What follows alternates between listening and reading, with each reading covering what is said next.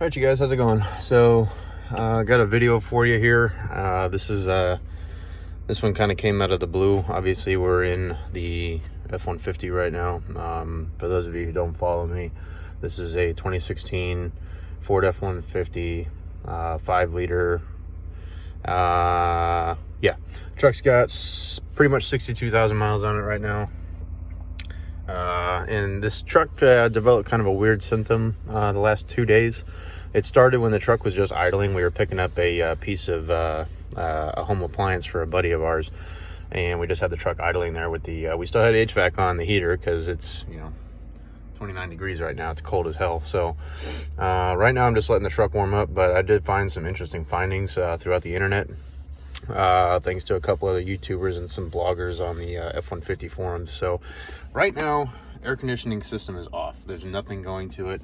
Everything sounds normal. I have this in here, so I think you're kind of getting the direction of this.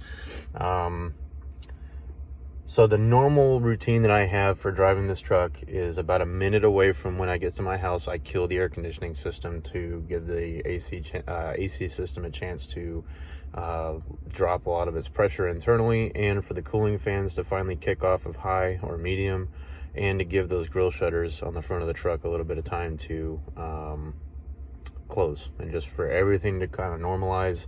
No extra load on the engine when I shut it off, just to try to preserve every single system on this truck as I can. So I do want to show you the findings. I'm talking in here right now because it's a little bit loud outside since the truck's cold, and so it's running a little bit louder. But I'm going to kind of walk you through the troubleshooting process of how I came to this conclusion with, like I said, the assistance of some of the other YouTubers out there that are having these problems, because it seems like a pretty common problem on these F-150s. I don't know about the Super Duties or anything else, but obviously I'm searching based on my truck. So luckily, I was really hoping it wasn't the, I was either thinking it was the AC expansion valve, excuse me, or other two things. Is one, the cooling fan relay might have gotten stuck on high, or just stuck on, and so the PCM is just constantly demanding a high load out of the fan even though it's 29 degrees outside and ice cold. Or the other thought that I had was that the grill shutters were stuck closed, and so the PCM sees, hey, I commanded the shutters open but they're still closed, I need to kick that cooling fan on. So I'm happy right now because I have no load on the truck. As you can see, nothing's going on. I'm just letting the truck sit here and idle, and the cooling fans aren't on. The truck's just warming up as it usually does, and the grill shutters opened up, and I have my AC manifold set hooked up to the air conditioning system just statically even before I turned the truck on. It was kind of ridiculous of what I found. So I'll take you outside and show you the readings that I have that points me to the reason of this is a expansion valve. So we'll go outside real quick.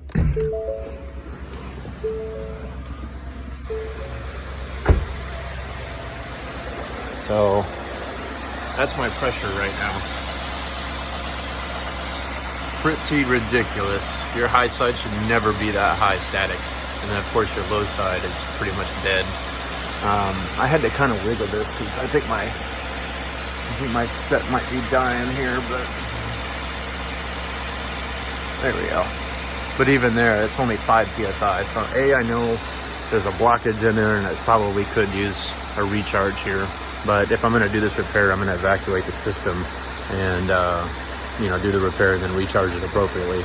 Now I'm going to get away from the truck here. So there's one surefire way to tell if it is that expansion valve. So I'm going to turn the AC on full blast cold, and you're going to hear the cooling fans kick on.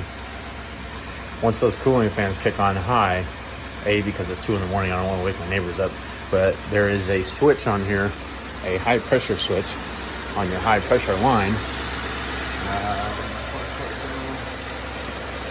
I just had the damn thing.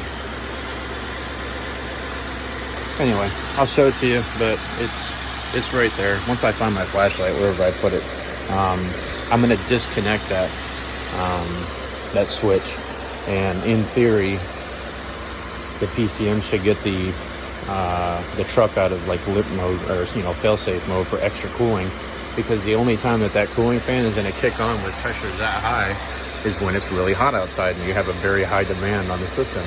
Obviously it's 29 degrees. I'm not going to be using the air conditioning system. So that's going to be my telltale indicator if this expansion valve is actually bad. So I'm going to find my flashlight and then we'll start the test. So really quick, there's that switch I was talking about right there. So it's just one of those little push the tabs in and then it pops off. So you can see it feeds right into the high pressure line. And if it is the expansion valve, that's it right there going into the firewall. So I already looked up the part and it's only a $30 part. So that's why I'm hoping that it is this. So, but all right. So I already asked the wife when she went to work today to hook me up and, let me know what's going on with this. But all right, so I've got it on AC full blast. It's on cold, and let's see what happens here. And I've also got this in here to see like a baseline of, is the cooling system degraded? Because in theory, in the summertime too, this gauge should drop, with a good cooling check or pre-charge. Obviously, if the temperature starts rising, then we know we have a problem because it's on cold. So that's your telltale symptoms if you have piss poor cooling in the summertime or insanely high pressures on your manifold. Then that's how you're going to know it's an expansion valve. But yeah, I don't hear the cooling fan kicking on, of course. My luck. Oh, I hear something. There it is.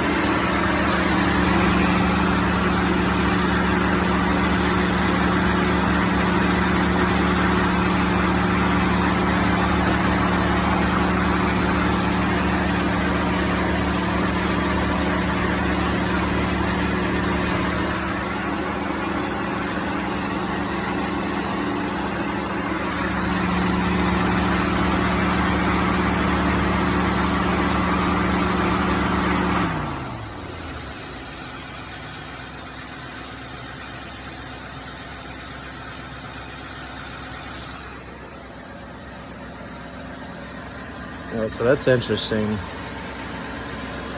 Unplugged it, reseated it.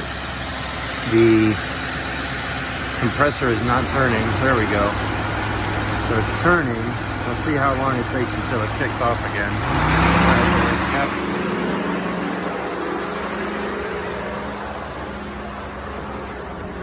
So that tells me we have a blockage in the system with how quickly that thing turned off. I'm gonna go ahead and unplug this again.